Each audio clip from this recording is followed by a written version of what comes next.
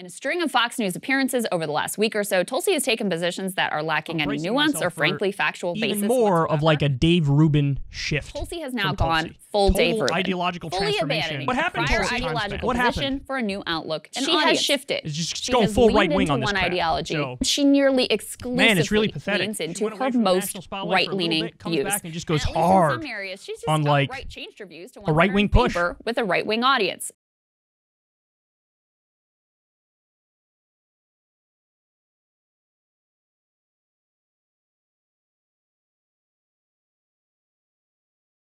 The most important question is not being asked enough, which is what is our mission as a country?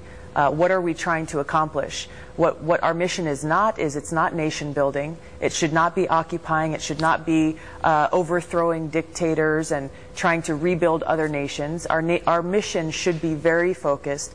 I know myself, along with a lot of my other brothers and sisters from Hawaii, join the military in answering that call to action by our nation's leaders. It is not in our U.S. interest to go and involve ourselves in the middle of what is a religious civil war. Are there specific security threats to the United States coming from terrorist factions? Yes, in Iraq, in Afghanistan, in Pakistan, in many other countries in the world. We have to focus our resources that we have, focus our great military on those direct and imminent threats, rather than getting distracted by involving ourselves in another civil war that's occurring in another country between religious factions that have been warring for generations. Once again, you've got to be able to define who we're helping or who we're fighting against. Whether you're talking about Iraq, you're talking about Syria, you have many different complicated things going on that ultimately result in two civil wars that are happening. If we are, which I do not advocate for getting involved in either Iraq or Syria, if we're concerned about a direct threat to the United States or our interests from ISIS or other terrorist factions anywhere else in the world, we should focus our resources on those direct threats and take them out where they are, not getting mired into other civil wars that could end up costing many more lives and hundreds of billions more dollars. I understand how dangerous it is to go to war, to engage our military when the mission is unclear. And that's the biggest problem that we have here, is that we have different perspectives, different missions. We're talking about engaging the Syrian military to overthrow Assad. We're looking at continuing this nation-building mission in Iraq, when essentially what our mission should be is going against the Islamic extremists who have declared war against us. People are looking at this in the wrong perspective, that this is about the countries called Iraq or Syria, when in reality, our mission, the United States, should be focused on taking out the Islamic extremists who declared war against us on 9/11. It's why I joined the military. It's why a lot of other people joined the military, to fight that fight. And unfortunately, that fight, that war, has largely been forgotten. We have to recognize that this is about radical Islam. This is as much a military war as it is an ideological war. And we've got to understand what that ideology is and challenge it, understand it, so that we can defeat it. And protect our citizens, protect the American people. That's something that has to be done in order for us to look at places like Iraq, places like Syria, and places really in different parts of the world, North Africa and Nigeria. This is not just about one group called ISIS or another group called Al-Qaeda. This is about an overall threat posed by this radical Islamic extremist agenda that exists all around the world, as we're seeing, unfortunately, most recently in Paris and in Europe. Well, I'm upset that the president and the White House, whether it's today or yesterday or tomorrow, is not actually saying this is a war that the Islamic extremists are posing against the United States and against the West, and we recognize who our enemy is and come up with a strategy to defeat that enemy. It's going to be slightly different in different places. It'll be different in Iraq and different in Nigeria. But unless and until you recognize who our enemy is and understand them, then we won't be effective in defeating that threat. And we're going to continue to see the kinds of tragic incidences that we've seen most recently in Paris. You look at Libya, You look at Egypt. You look at what's being proposed with Syria. In each of these different instances, a dictator has been removed. There has been an attempt to institute a Western-style democracy, and in each of these cases, ISIS and Islamic extremists are more powerful and presenting a greater threat than they did before. We've got to learn from the mistakes of the past in order to effectively defeat this enemy that's threatening us and threatening the safety of the American people. And the first step that must come in order to do that is identifying and understanding who they are and what's driving them and executing a simultaneous military and ideological strategy to defeat them. President Obama told NPR that, in his view, the biggest problem in the ISIS fight is not the strategy itself. He says it's that his administration could be communicating better what they're doing, and that we in the media are over-covering the terrorist attacks. Do you agree? Are those the main problems in the fight against ISIS? I respectfully but completely disagree. This is not a so-called communication problem or issue. There is far more that we should be doing. There should be adjustments and corrections made to this strategy so that we're actually focusing on defeating and destroying our enemy, ISIS, Al-Qaeda, these other Islamic extremist groups. The problem that I've seen so far is there doesn't appear to be that mission focus. Instead, in Syria, for example, the current policy is counterproductive because, on the one hand, the United States is waging a war to overthrow the Syrian government of Assad, which I believe is illegal because Congress hasn't declared that war. And it's counterproductive because it's working and helping to achieve the exact same objective that ISIS and Al-Qaeda want. They'd love to see this government overthrown so that they can step in, take over all of Syria, creating an even worse humanitarian crisis and presenting a greater threat to the world. We should end that illegal war and focus on the war to defeat and destroy ISIS. We need to learn from the mistakes of the past, the mistakes of overthrowing Saddam Hussein in Iraq, of overthrowing Gaddafi in Libya, both situations which resulted not in the strengthening of the United States, but actually strengthening our enemy, creating a greater threat to the United States, strengthening these Islamic extremist groups. And for those who are advocating for no-fly zones in Syria, those who are advocating for the overthrow of the Syrian government of Assad are advocating for the exact same thing that occurred in both Iraq and Syria. The result will be exactly the same: more chaos, a strengthened enemy in ISIS, Al-Qaeda, and these other groups, and a greater threat to the United States and to the world. And here's the irony in all of this, and the thing that's deeply concerning to me is that the United States is actually partnering with these Islamic extremists on the ground, Al-Qaeda, al-Nusra, ISIS, and others, in supporting the removal of Assad, rather than focusing on defeating our enemy, those who attacked us on 9/11, because what happens is, as the United States and others are focused on saying Assad must go, if Assad is overthrown tomorrow, these Islamic extremist groups who are united by one purpose, and that is to take over Syria, overrun the country, and present a greater threat, not only to the Middle East, but to the world. Right now, U.S. arms are getting into the hands of our enemy, Al-Qaeda, al-Nusra, these other groups, Islamic extremist groups who are our sworn enemy. These are groups who attacked us on 9/11 and who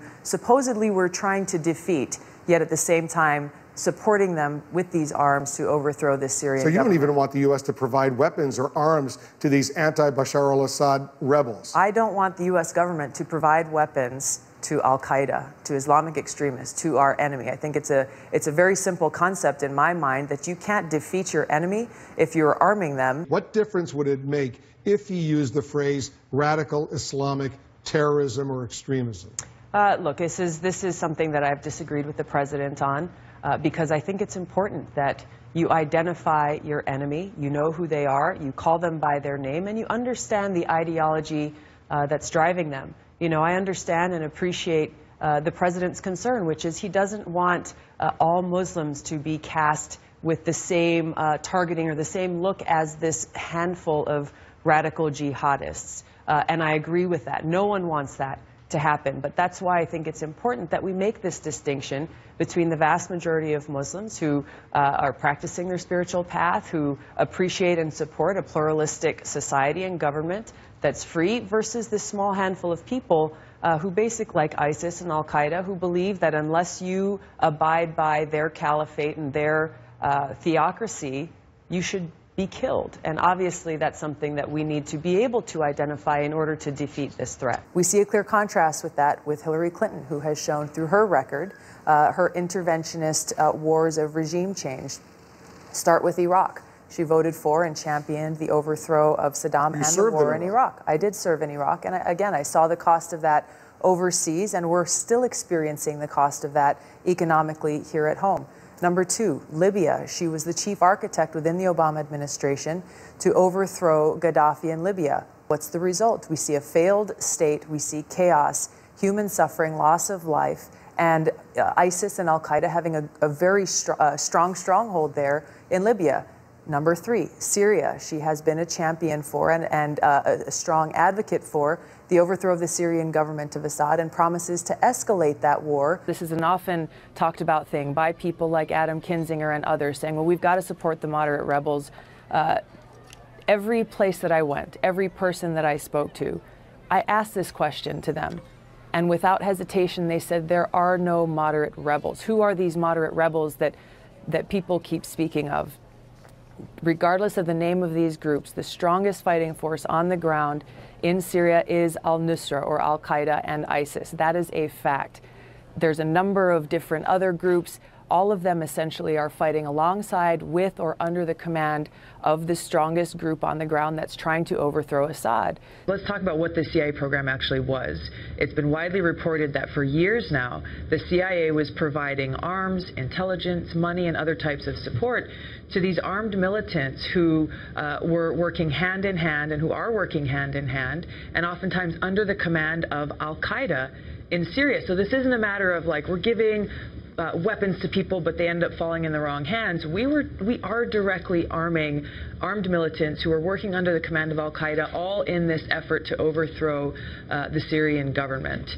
It is this addiction to regime change and this idea that somehow this is what must be done, again, without actually looking at the fact that we have been providing direct and indirect support to Al-Qaeda, this very same terrorist group that attacked us on 9/11 and that we are supposed to be continuing to be fighting against and trying to defeat. Our so-called allies in Saudi Arabia, Turkey, and Qatar and these other countries, they are continuing to provide direct and indirect support to these terrorist groups like Al-Qaeda. And my bill would bring about an end to this. The people who are suffering are people in countries like Syria, people in countries like Yemen who are suffering as a result of our policies. And they have been directly counterproductive to our own national security. How we could allow the use of American taxpayer dollars to strengthen Al-Qaeda is beyond me. The fact is that the United States has been waging this war, this regime change war now for years, covertly through the CIA to overthrow the Syrian government. The result of this has been the suffering of the Syrian people, hundreds of thousands of people dead, millions of refugees, and the strengthening of terrorist groups in Syria, like Al-Qaeda and ISIS, whose goal is to overthrow the Syrian government. We should not continue this counterproductive regime change war, to overthrow the Syrian government, first and foremost because it will be destructive to the Syrian people, just like we saw our wars in Iraq and Libya turned out to be worse off for the people of those countries. And just like in those two countries, we're already seeing this war we've been waging for years has only proven to strengthen these terrorist groups like Al-Qaeda and like ISIS, who are trying to overthrow the government so that they can walk in and fill that vacuum and take over all of Syria. I'm interested in finding the solution, and the solution is to end this counterproductive regime change war. The United States has been waging, along with allies, so-called allies like Saudi Arabia, Qatar, and Turkey, all seeking to overthrow the Syrian government. We have been providing arms, funding, salary, support, intelligence, and other types of both direct and indirect support to armed militants within Syria who are working directly with Al-Qaeda, who are allied with terrorist groups like Al-Qaeda towards this end of overthrowing the Syrian government. All an action which has resulted in more chaos and suffering for the Syrian people, as well as counterproductive to our American national security interests by strengthening the very enemy that attacked us on 9/11. There's a double standard here. That for years now, our government, working with countries like Saudi Arabia, Turkey and Qatar, have been, through the CIA, quietly been arming and supporting these groups that are directly working with groups like Al-Qaeda and ISIS, all in this effort to overthrow the Syrian government. They've been funneling support through countries like Saudi Arabia and others who are also, again, directly supporting these groups.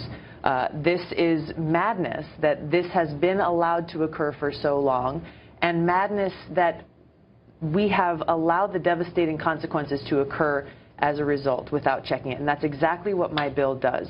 The Stop Arming Terrorists Act very simply prohibits using American taxpayer dollars through any agency, overt or covert, whether it be the CIA, the DOD, or any other agency, from directly or indirectly providing weapons, money, intelligence, or other types of support to these groups that are allied with and working with groups like Al-Qaeda, as is happening right now today in Syria. The 2001 AUMF is the authorization with which our U.S. forces are in Syria today.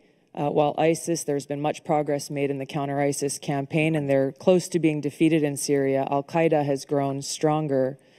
Brett McGurk stated just over a year ago that al-Nusra is now Al-Qaeda's largest formal affiliate in history. So Al-Qaeda has grown stronger in Syria.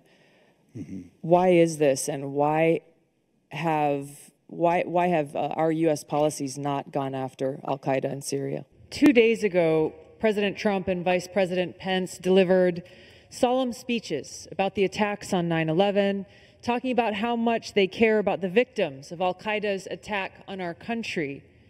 But they're now standing up to protect the 20,000 to 40,000 Al-Qaeda and other jihadist forces in Syria, threatening Russia, Syria, and Iran with military force if they dare attack these terrorists. This is a betrayal of the American people, especially the victims of Al-Qaeda's attack on 9/11 and their families, first responders, and to my brothers and sisters in uniform who have been killed or wounded in action, and their families. For the President, who's Commander-in-Chief, to act as the protective big brother of Al-Qaeda and other jihadists must be condemned by every member of Congress. I think first it's important to make sure the American people understand that a war with Iran would be far more costly and far more devastating than anything that we experienced in Iraq. What we would see is a devastating cost on our troops, my brothers and sisters in uniform, a cost on the civilians, people both in Iran and across the region, worse refugee crisis across Europe, as well as a strengthening of terrorist groups like ISIS and Al-Qaeda, further undermining our national security. So it would essentially make the war in Iraq look like a cakewalk when we look at the cost of going to war with Iran. They've actually said that you are an Assad supporter. I know this is not correct. Yeah.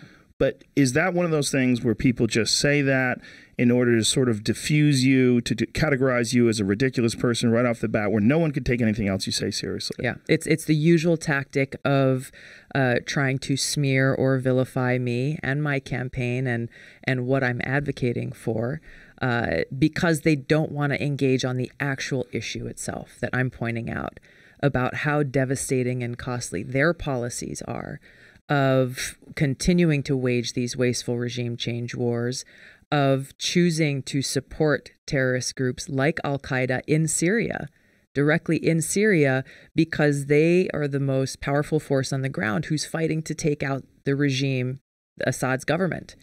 So they're so focused on toppling this government in Syria that they're willing to actually use taxpayer dollars to provide direct and indirect support to Al-Qaeda terrorists in Syria. When you think about how crazy this is, it makes me angry. I think it makes most people angry. It's why I introduced legislation called the Stop Arming Terrorists Act. Why we would need to have such legislation is beyond me, but clearly we do, to make it so that we don't have any taxpayer dollars going directly to provide any kind of arms or support or anything to terrorist groups like Al-Qaeda, but also to make it so that we are not providing support indirectly through countries like Saudi Arabia, who are providing that support to terrorist groups. Going in to go after Al-Qaeda was the initial focus of our mission in Afghanistan. That should have remained the focus. It has not been. We see how many lives have been lost, how many taxpayer dollars have been wasted. Now, what are we, 18, 19 years after we first went into Afghanistan? And what is there really to show for it? I'm a soldier. Because of the attacks on 9/11, I enlisted in the military to go after and defeat and destroy the evil that visited us on that day. I've served now for over 16 years, deployed twice to the Middle East during the height of the war, where every single day I saw firsthand the terribly high human cost. It's why I ran for Congress. As president now, I would end this regime change effort and make it so that the Syrian people can determine their own future. So what exactly does that look like? Does that mean all troops are out of Syria? That means that if our troops are not engaging in an effort to defeat ISIS and al-Qaeda, then bring them home. And that's true in Afghanistan, that's true everywhere, right? Yes, because if you look at the tactic that's been used, right? We've had these long-term occupations, these regime change wars, this ongoing nation building that's followed. It's cost us as American taxpayers over $6 trillion. This is personal to me because I served in Iraq. I left my seat in the state legislature in Hawaii, volunteered to deploy to Iraq, where I served in a medical unit where every single day I saw the terribly high human cost of war. I take very seriously the responsibility that the president has to serve as commander-in-chief, to lead our armed forces, and to make sure always, no, I'm not going to put party interests first. I will put the interests of the American people Congresswoman. above all else. I want to brief. When we deploy our troops downrange, when they're in harm's way, there has to be a very clear mission that's achievable, where they know exactly what they're doing there and why, and that mission actually serves our country's national security interests. Yes. But that's not what's happening right now. I think in Iraq especially, we see how our troops are there, their mission, they were supposed to be there to prevent a resurgence of ISIS and al-Qaeda. But that's not what's happening now, with the U.S. commander in Iraq announcing a couple of days ago that our U.S. troops will no longer be putting any efforts towards preventing al-Qaeda and ISIS from mounting a resurgence, because our troops are no longer being able to focus on that mission of preventing ISIS from getting a resurgence. It's creating an opening for ISIS and al-Qaeda to reconstitute themselves and to pose a threat to our forces, to our country and the people in the region. And secondly, Iran is now, as they've announced, they're no longer complying with any restrictions that were in the Iran nuclear agreement, speeding quickly towards developing their own nuclear weapons capability, which puts us at greater risk and puts our partners and allies in the world at a greater risk. You've made ending foreign wars kind of one of the cruxes of your campaign. From the perspective of a veteran, why is that so important? Just very specifically, as a veteran and still a soldier currently serving in the Army National Guard, I understand the cost of war. I also understand that war is sometimes necessary to ensure the safety, security, and freedom of the American people. I've been very specific in talking about the kind of sea change in foreign policy I'll bring, where I'll work to end wasteful regime change wars, going and toppling dictators in other countries, work to end this new Cold War, nuclear arms race we're seeing with escalating tensions between the US and Russia and China. These are wars that have not made us any safer, and they've cost us tremendously in lives and taxpayer dollars. So I'll redirect those taxpayer dollars to actually serve the needs of the American people here at home. I believe that we don't need a large troop presence in Afghanistan. Frankly, because what have we been trying to accomplish over the last 2 decades? Not very many people can come up with a good answer to that, because there really isn't one. What we should be focused on is saying, hey, how do we be in a position where we can deploy, whether it's special forces or troops or others, to quickly go in and defeat any terrorist threat or element that may exist there or may pop up there, and then move on, stay focused on what is our objective. If our objective is our national security, then we want to make sure that those elements are defeated as quickly as possible. To hear some of the logic that's being thrown out by some of my former colleagues in Congress on both sides of the aisle, saying, well, we need to keep, a huge troop presence in Afghanistan to prevent another 9/11 style attack. This is always the line that's thrown out. I've talked to some friends of mine who have served there really throughout the last 19 years that we've been at war there, who've gone back over and over and over again. And, you know, that line is laughable to them, as it should be to everyone. Because if you follow that logic, then you would say, well, we should have troops deployed to every nation in the world. If you look at where the terrorists planned the attacks on our country for 9/11, it was in other countries who we work very closely with on a number of issues. If you look at how many of those terrorists came from Saudi Arabia, and yet you've had presidents across both sides of the aisle since 9/11 continue to cozy up to Saudi Arabia, and who don't talk about this radical Wahhabi Salafist ideology that Saudi Arabia funds and fuels to spread around the world, that is the fertile recruiting ground for terrorist organizations like Al-Qaeda. So I don't buy what they're selling, because it doesn't make sense.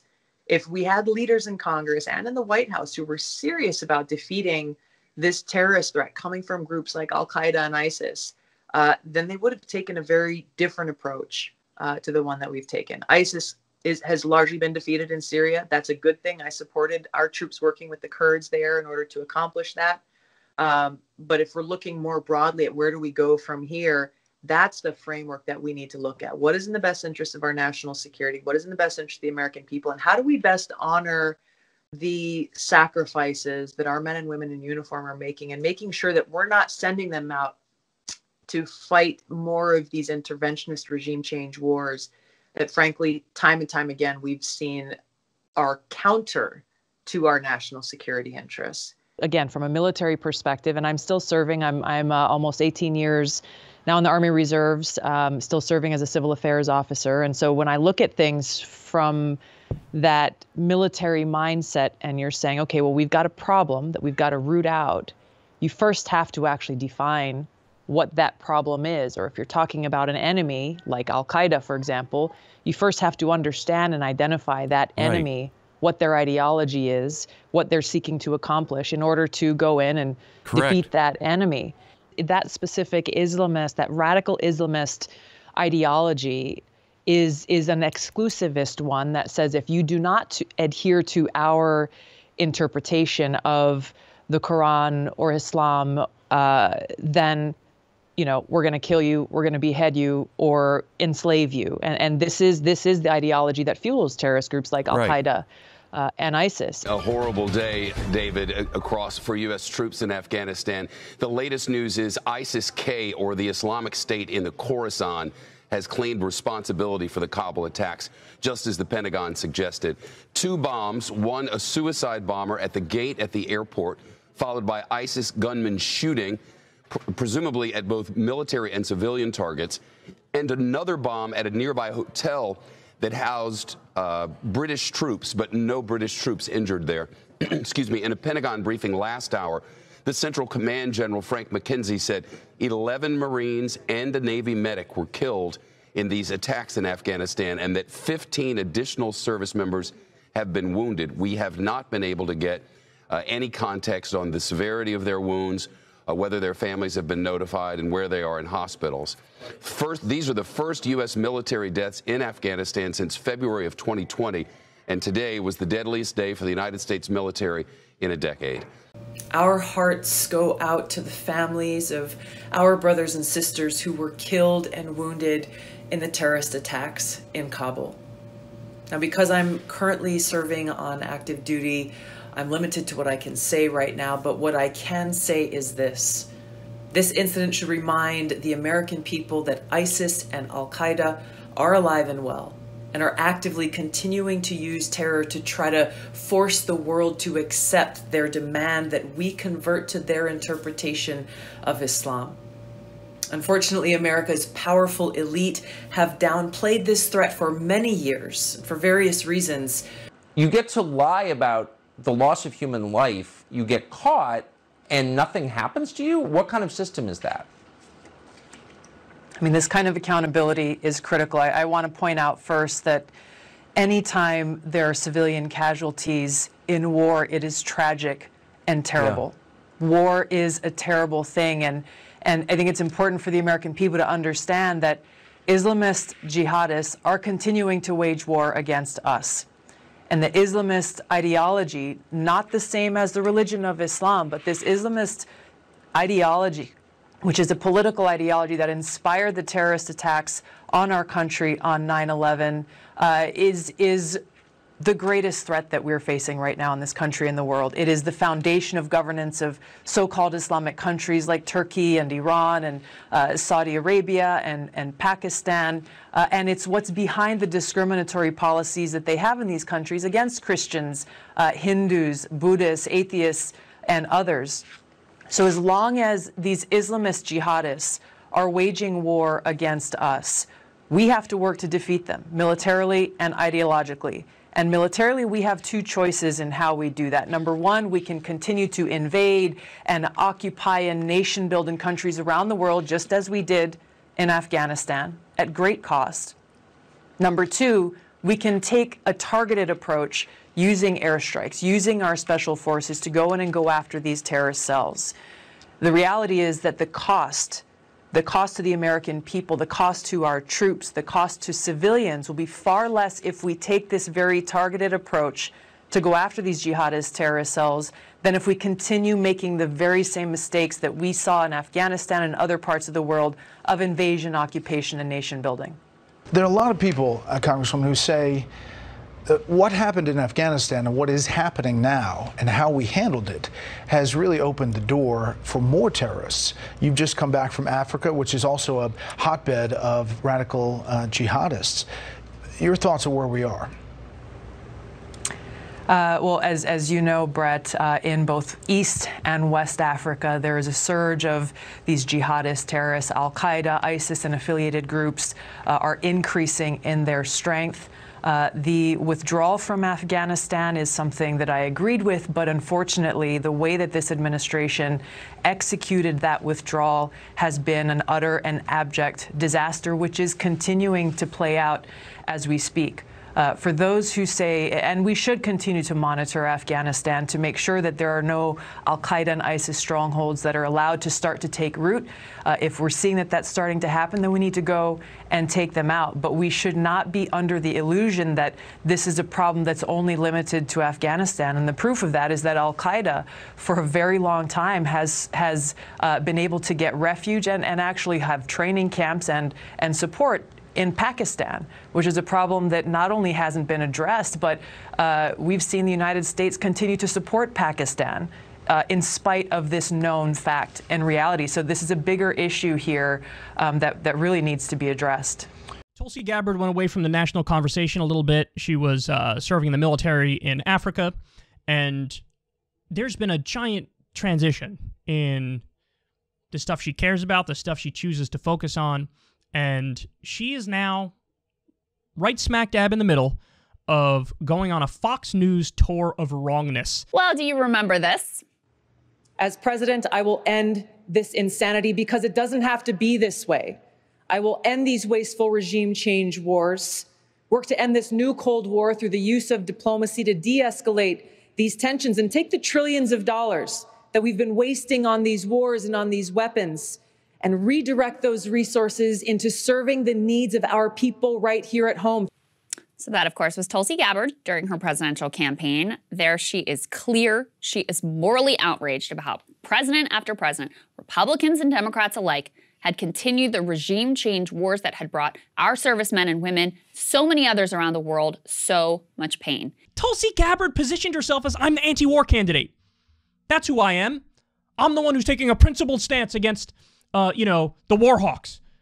Joe Biden did that on the issue of Afghanistan, and you're nowhere to be found defending him. So it was pretty notable when she was silent as Joe Biden withdrew our troops from Afghanistan. But on the issue of Afghanistan, Biden did the right thing, and nobody's defending him. Even the candidate who was like, I'm the anti-war candidate, the bulk of the commentary is bashing him on that front. So it was even more notable when she did belatedly weigh in and decided to echo the talking points of every neocon and military-industrial complex hack. Well, I wanted us to get out of Afghanistan, but not like this. She says, the withdrawal is something I agreed with, but, I agreed with the withdrawal, but... Then it got even weirder. Tucker Carlson invited Tulsi on his program to attack Biden from the left for his drone strike that murdered an entire Afghan family. We covered a segment where Tulsi talked about that. She didn't spend any time saying, whoa, whoa, whoa, that's a war crime. People need to go down. Refusing to criticize that strike and instead defending our use of drone strikes. She pivoted right to Islamism bad, jihadism bad, and we need to keep up the fight and use air power. But in what world does very limited use of drone strikes include murdering a family with U.S. ties in the courtyard of their home in a busy residential neighborhood? But no, she doesn't make any of these points. She doesn't point out where was the media outrage when we allied ourselves with warlords with child sex slaves. Where was that? Where was the outrage when the Afghan papers came out? And we learned about how the whole war was a farce. Nobody knew what they were doing any step of the way. Where was the outrage there? I don't see any of it. But there's much more. In a string of Fox News appearances over the last week or so, Tulsi has taken positions that are lacking any nuance or frankly factual basis whatsoever. What happened, Tulsi? What happened? What happened? You tell me. I'm asking you. What happened? So all of this has caused some to wonder whether Tulsi has now gone full Dave Rubin, fully abandoning a prior ideological position for a new outlook and audience. Expect more. I'm bracing myself for even more of like a Dave Rubin shift from Tulsi. Total ideological transformation in a short time span. Now, certainly if Tulsi still holds any left-wing views, she doesn't say a whole lot about them. Instead, she nearly exclusively leans into her most right-leaning views. And at least in some areas, she's just outright changed her views to ones that are in favor with a right-wing audience. It's just going full right-wing on this crap. So, man, it's really pathetic. She went away from the national spotlight for a little bit, comes back and just goes hard on, like, a right-wing push. She is allowed to be right-wing, and I am allowed to say I've got no interest in whatever project she is engaged in today. To be clear, I have long said and continue to agree with the fact that this withdrawal needed to take place. It should have taken place long ago. When you look back at the Afghanistan papers that were revealed back at the end of 2019, it shows how for so long the initial mission of going into Afghanistan to go after the jihadist terrorists, Al-Qaeda, who had declared war and attacked us on 9/11, was a clear and necessary mission. Our special operators, our service members went in, essentially decimated Al-Qaeda at that time very quickly, within months. And then President Bush shifted the focus away from that very clear and necessary mission towards, hey, let's go topple Saddam Hussein and go to war in Iraq and have this other regime change mission. And history played on from there. But when you look at Afghanistan, very clearly some leaders at the highest levels within our Pentagon, within the State Department, within leadership across different administrations really didn't know what our objective was in Afghanistan, what we were trying to accomplish. So when we look at this within the context of that history, and I've talked to a lot of my friends who are still serving today, a lot of my veteran friends who've deployed to Afghanistan many times, they agree that this withdrawal needed to take place, but it is heart-wrenching and maddening to see how completely disastrous this execution of the withdrawal was and continues to be. It's not in the headlines every day now, but it's still happening. We still have American citizens there. We still have green card holders there. We still have some of our Afghan partners and allies there who are still stuck and who are still unable to get out. You know, people like these pinpoint strikes. You know, we go in, we get bin Laden, we get out. Like, they love missions like that because the risk of blood and treasure American is lower. He's like, how do you think we were able to do that? We had advanced teams. We had a presence there. We had troops on the ground, boots on the ground that helped us understand where to go, how to get in, how to get out. You can't do that as a Navy SEAL, which he is, without some sort of meaningful force there. So what was wrong with 2,500? I think you've got to look at that within the larger context of the Afghan government and the Afghan military forces and the Taliban and the reality of that threat on the ground there. And what would be required of the American people, our taxpayer dollars and our servicemen and women to be able to sustain that.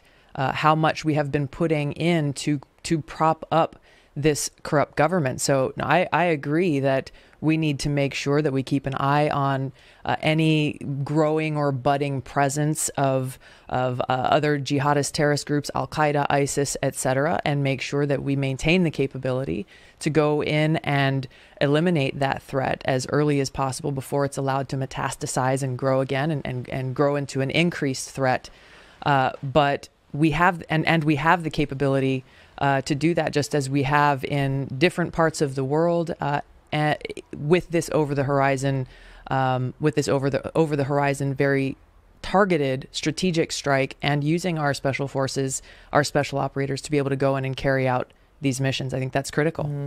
I know. I mean, I would like to believe that over the horizon will work just as well, but too many people who I trust have said that's a bunch of bull. We don't have anywhere near the intel capabilities. Are you still a Democrat? Yes. And will continue to be, despite the criticism on a number of fronts? Well, look, I've never been about party politics, Brett. I think you know that about me. I'm about putting country first.